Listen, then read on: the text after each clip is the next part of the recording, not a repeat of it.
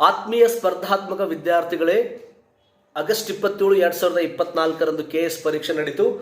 ಆ ಪರೀಕ್ಷೆ ಬರೆದ ಆದಮೇಲೆ ಭಾಳಷ್ಟು ಜನ ವಿದ್ಯಾರ್ಥಿಗಳು ನನಗೆ ಕಾಲ್ ಮಾಡಿದ್ರಿ ಅಥವಾ ಮೆಸೇಜ್ ಮಾಡಿದ್ರಿ, ಸರ್ ಕಟ್ ಆಫ್ ಎಷ್ಟು ನಿಲ್ಬೋದು ಅಂತ ಭಾಳಷ್ಟು ಕೇಳ್ತಾ ಇದ್ರಿ.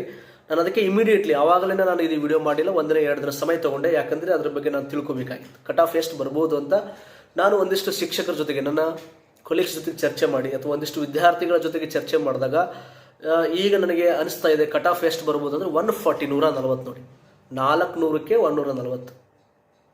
ಪ್ರತಿ ಸಲ 180, 190, 200 ಈ ರೇಂಜಲ್ಲಿ ಬರ್ತಿತ್ತು. ಈ ಸಲ 140 ಆಸ್ಪಾಸಲ್ಲಿ ಇರುತ್ತೆ, ನೆನ್ಪಿಟ್ಕೊಳ್ಳಿ.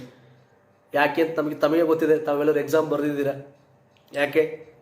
ಕ್ವಶನ್ ಪೇಪರ್ ಭಾಳ ಟಫ್ ಇತ್ತು. ಟಫ್ ಅನ್ನಬಾರ್ದು, ಅದಕ್ಕೆ ವಿಚಿತ್ರವಾಗಿತ್ತು ಅಂತ ಹೇಳ್ಬೇಕು. ಟಫ್ಗಿಂತಲೂ ಟಫ್ ಅಂತ ಹೇಳ್ಬೋದು, ಏನೋ ಒಂಥರ ವಿಚಿತ್ರ. ಆಮೇಲೆ ಕ್ವಶನ್ ಪೇಪರಲ್ಲಿ ಟ್ರಾನ್ಸ್ಲೇಷನ್ ಪ್ರಾಬ್ಲಮ್ ಭಾಳನೇ ಇತ್ತು. ಕನ್ನಡ ಮಾಧ್ಯಮ ವಿದ್ಯಾರ್ಥಿಗಳಿಗೆ ಇದು ದೊಡ್ಡ ಮೋಸ ಅಂತ ಹೇಳ್ಬೋದು, ಇದೊಂದು ದುರಂತ.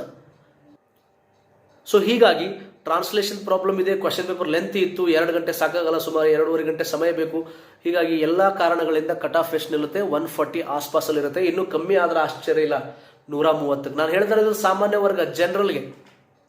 ಇನ್ನು ನಿಮ್ಮದು HK 3B 3A 2A 2B SC ST women ಹಿಂಗೆಲ್ಲ ಇದ್ದರೆ ಇನ್ನೂ 10, 20, 30 ಕಡಿಮೆ ಹಾಕೊಂತೆ ಬರ್ತೈತಿ.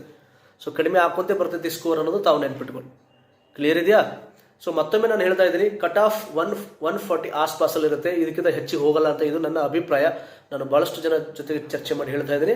ಇನ್ನು ಕೆಟಗರಿಯವರಿಗೆ ಇನ್ನೂ ಕಡಿಮೆ ಆಗ್ತಾ ಹೋಗುತ್ತೆ ಅಂತ ಅನ್ಕೋತೀನಿ. ಥ್ಯಾಂಕ್ ಯು ಸೊ ಮಚ್, ಧನ್ಯವಾದಗಳು. ಮುಂದಿನ ವಿಡಿಯೋದಲ್ಲಿ ನಾನು ಪ್ರಶ್ನೆ ಮತ್ತು ಕೀ ಆನ್ಸರ್ಗಳು ಕೂಡ ಚರ್ಚೆ ಮಾಡ್ತೇನೆ. ನನ್ನ ಚಾನಲ್ಗೆ ಇನ್ನೂ ಯಾರು ಸಬ್ಸ್ಕ್ರೈಬ್ ಮಾಡಿಲ್ಲ, ಈಗಲೇ ಸಬ್ಸ್ಕ್ರೈಬ್ ಮಾಡ್ಕೊಂಡು. ಥ್ಯಾಂಕ್ ಯು, ಧನ್ಯವಾದ.